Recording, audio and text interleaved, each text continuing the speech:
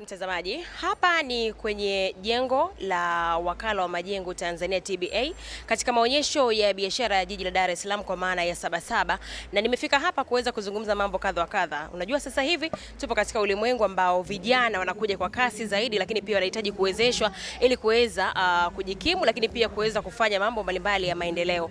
Wakala wa Majengo TBA wamekuja na mradi mpya ambao wanatarajia kuweza kukamilisha hivi karibuni, ambao unahusu mradi wa vijana kwa maana ya kota ya Temeke jijini Dar es Salaam, ambazo zitawawezesha pia vijana wenye hali za uchumi wa chini, wa kati na juu wote kuweza kumudu kuweza kuishi katika nyumba za Wakala wa Majengo kwa maana ya TBA. Na hapa nimefika kuweza kuzungumza mambo kadha wa kadha, kuona mradi ulipofikia, lakini pia matarajio ya mradi huo mara baada ya kukamilika utakuwaje na nini manufaa kwa vijana wa Kitanzania. Mimi ni Belinda Joseph, karibu sana katika mahojiano haya maalumu na Wakala wa Majengo Tanzania kwa maana ya TBA. Hii dira ya 2050 imezinduliwa na Mheshimiwa Rais Dr. Samia Suluhu Hassan mwaka jana, lakini sisi tumeshaanza utekelezaji wake mapema.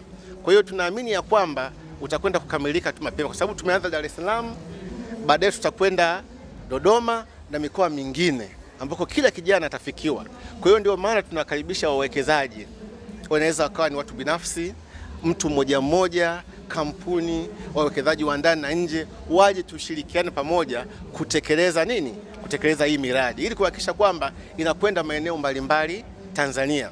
Na sisi Wakala wa Majengo tumeainisha maeneo 149 ambayo yako yameiva, very potential kwa ajili ya miradi ya uwekezaji. Lakini hivi karibuni tumetangaza maeneo 38 katika mikoa 20 ya Tanzania. Maeneo hayo ni very potential kwa ajili ya ujenzi wa nyumba za biashara. Inaweza ikawa aidha nyumba za makazi, inaweza ikawa maduka biashara, shopping mall, apartment na minginevyo, na hoteli ambayo yako kwenye maeneo ambayo ni mazuri kwa ajili ya biashara. Tunasema maeneo hoevu. Unaweza kusema potential areas.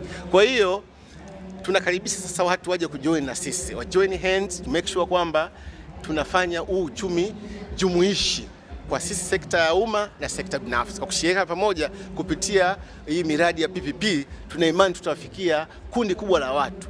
Pamoja na kwamba kuna vijana, lakini pia bado kuna nyumba zingine ambazo tuna miradi tulishaianza. Kuna mradi wa hapa Dar es Salaam, kuna mradi wa Canadian ambao uko Masaki, lakini pia tuna mradi mwingine huko Mwanza Ganakota, lakini pia tuna miradi mingine ambayo bado inaendelea. Na mikoa ambayo tumeainisha maeneo haya, baadhi yake mkoa wa Iringa. Ukienda pale Iringa, kuna eneo linaitwa Mwembetogwa. Pale tumeainisha viwanja ambavyo wanaweza wakaja wawekezaji wakajenga majengo ya kibiashara, viko mjini kabisa. Kwa hiyo tunawakaribisha sana. Lakini pia mikoa mingine Geita, pale ukifika Geita kuna sehemu inaitwa Mission.